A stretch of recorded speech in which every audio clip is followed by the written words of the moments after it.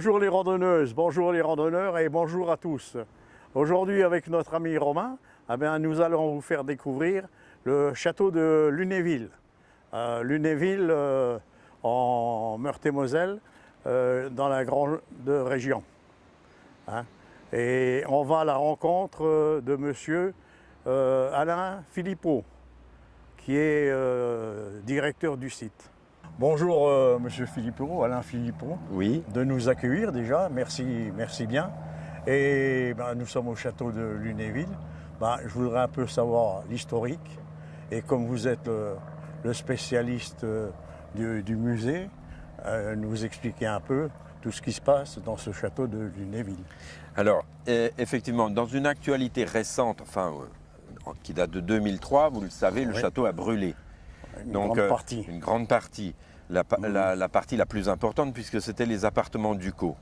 À partir de ce moment-là, le musée a eu une activité qui a cherché à reconstituer les collections disparues. Et on a donc acheté beaucoup d'œuvres pour pouvoir expliquer la vie dans ce château, qui y habitait, comment on y habitait, etc. Parallèlement, il y a eu des travaux naturellement de rénovation du bâti qui sont finis vers 2010. Et puis, il y a des travaux d'embellissement des jardins aussi. Ce château construit au XVIIIe siècle par Léopold, par Germain Boffrand, son architecte, va s'agrémenter d'un jardin. Tous les châteaux à cette époque-là ont un beau jardin. Et les jardins sont organisés à la française. C'est-à-dire que ce sont des jardins symétriques où on va avoir des plates-bandes, des espaces minéraux, des espaces avec des fleurs. Et puis au fond, il y a ces fameux bosquets. Les bosquets, ce sont des espaces délimités par des haies. Et derrière chaque haie, on va découvrir soit une fontaine, soit une activité, une sculpture, un manège, etc.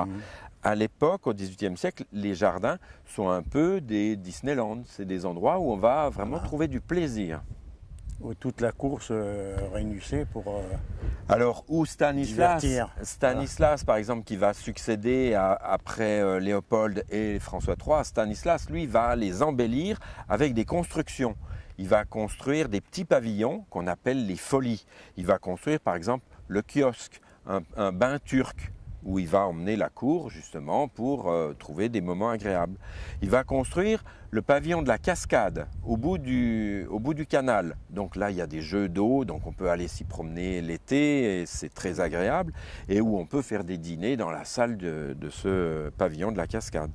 Ou alors, si on va plus loin, on peut aller jusqu'au château de Chanteux, qui était à l'époque considéré comme une merveille, vraiment. Louis XV va dire à Stanislas, il n'y a qu'un Chanteux au monde, parce que c'était son beau-père, et il savait que son beau-père en était très très fier. Voilà. Et puis ce rocher aux automates qui va cacher un mur qui est très très laid, et que Stanislas va trouver, intéressant comme idée d'installer des automates. Et ça existe toujours, les automates? Non, malheureusement, ça a disparu, puisque à la mort de Stanislas, l'ensemble du domaine est démembré, toutes les constructions sont démolies, puisqu'il n'y aura plus de duc de Lorraine, puisque ça devient une province française, donc ça n'a plus d'utilité, il n'y a plus d'occupants dans le château, à part l'armée, on va installer des militaires. À l'entrée du château, il y a une magnifique statue, c'est du général Lassalle, on voit son nom dessus, et qui s'est fait tuer à Wagram, et qui est né à Metz. Oui, alors cette statue, elle pose un problème, parce qu'elle a une histoire qui est postérieure à l'histoire du château. Et c'est une statue que les Lunévillois ont achetée en souscription après 1870, après la guerre de 1870, vous savez, l'annexion prussienne de l'Alsace et de la Lorraine. Et c'était un peu le symbole d'une résistance finalement de la Lorraine française contre les Prussiens qui avaient annexé nos voisins très très proches.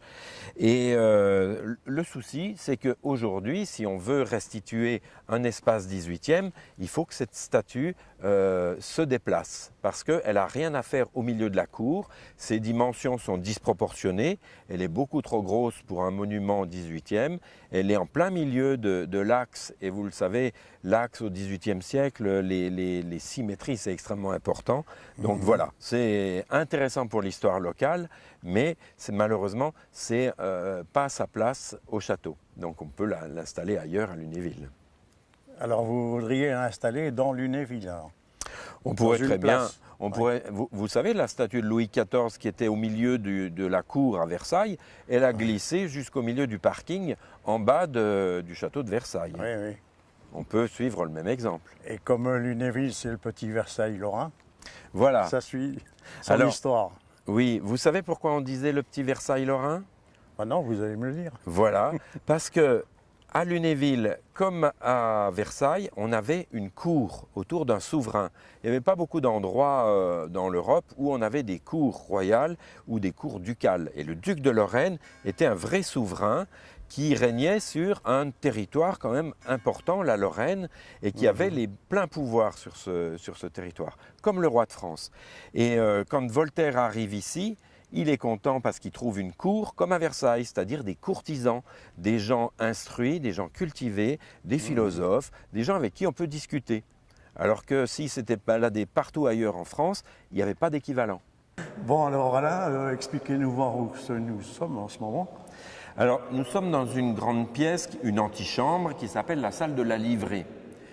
Vous le voyez, les murs sont peints en rouge, mais à l'époque, c'était des tentures de cuir rouge qu'il y avait sur les murs. Donc du cuir gaufré avec des motifs dorés, donc une salle d'attente. Les antichambres, c'est toujours soit des salles d'attente, soit des salles polyvalentes. On peut y manger, on va dresser des tables et puis on peut manger à 200 ou écouter de la musique, etc., etc. Nous, on a eu l'idée finalement de demander au musée lorrain, puisqu'on est en partenariat, de déposer ici des œuvres, puisque vous le savez, ils sont fermés. Le musée lorrain à Nancy est fermé pour rénovation pendant au moins 4 ou 5 ans. 4 ou 5 ans, oui.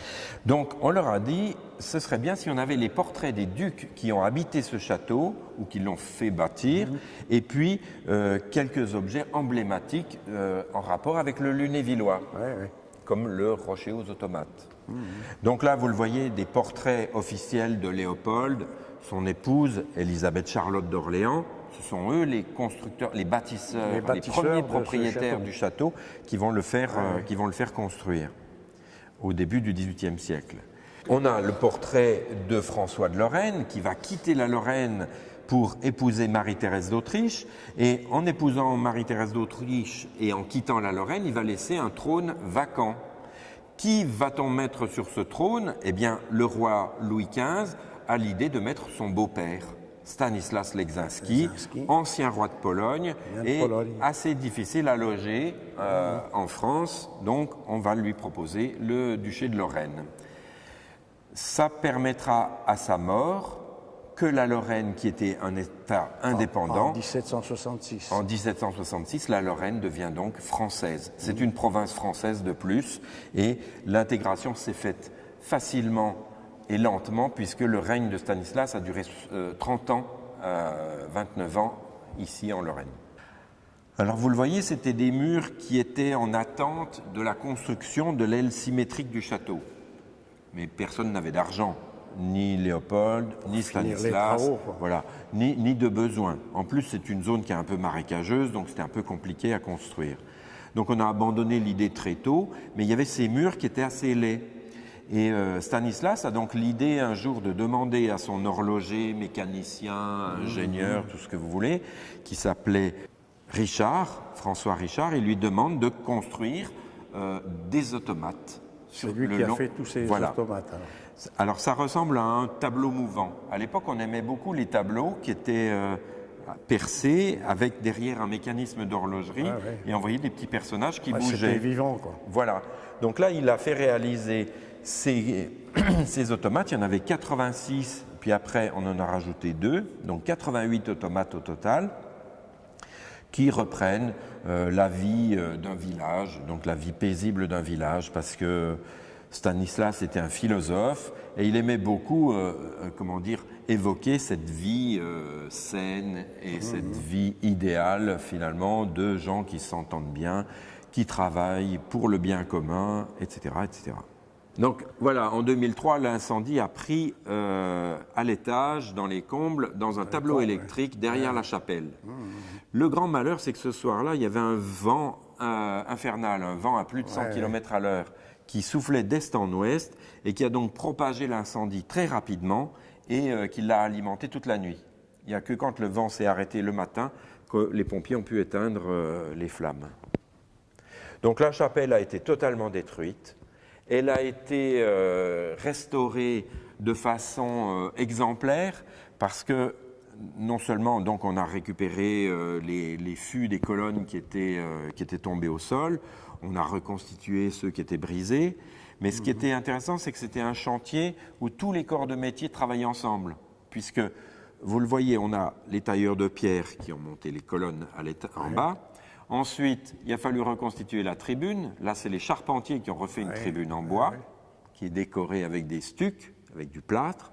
Et puis ensuite, à nouveau, les tailleurs de pierre ont monté la deuxième rangée de colonnes. Et à nouveau, les charpentiers ont installé la charpente au-dessus en bois. Donc ici, c'était une forêt d'échafaudage et il y avait énormément de monde qui a travaillé entre 2005 et 2010 à peu près.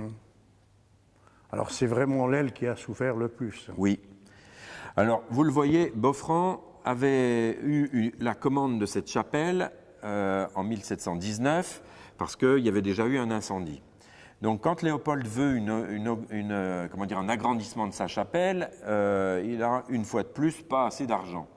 Alors Boffrand va faire quelque chose d'économique. Il ne va pas utiliser de marbre, il ne va pas faire venir des sculpteurs, etc. Il va utiliser le plâtre. Vous le voyez, les décors sont tous en plâtre. Des sculpteurs importants qui ont pu réaliser des plâtres qui donc étaient un moyen économique de décorer cette chapelle. Mais Fenir, ça ne ressemble pas vraiment à une chapelle. C'est plus une salle des fêtes maintenant. Maintenant, oui, parce que quand un duc s'en va, la chapelle ducale n'a plus d'utilité. Ah oui. Donc, quand les militaires ont pris possession du château, la chapelle a été très vite désacralisée. Elle a été à nouveau réutilisée, je crois, à la fin du XIXe siècle, mais elle avait perdu son utilité religieuse très rapidement. À partir du départ des ducs, c'était fini. D'autant qu'il y avait 3 églises autour. Donc tous les militaires pouvaient aller à la messe, soit à l'église des Minimes, soit à Saint-Jacques, soit sur la place des Carmes, etc. Alors pour les visites de ce magnifique château, c'est de 10h à midi et de 14h à 18h. Et c'est fermé le mardi. Et le jardin est ouvert tout le temps. Et je vous souhaite une bonne visite. Alors, à la prochaine, à de nouvelles découvertes. Au revoir, à bientôt.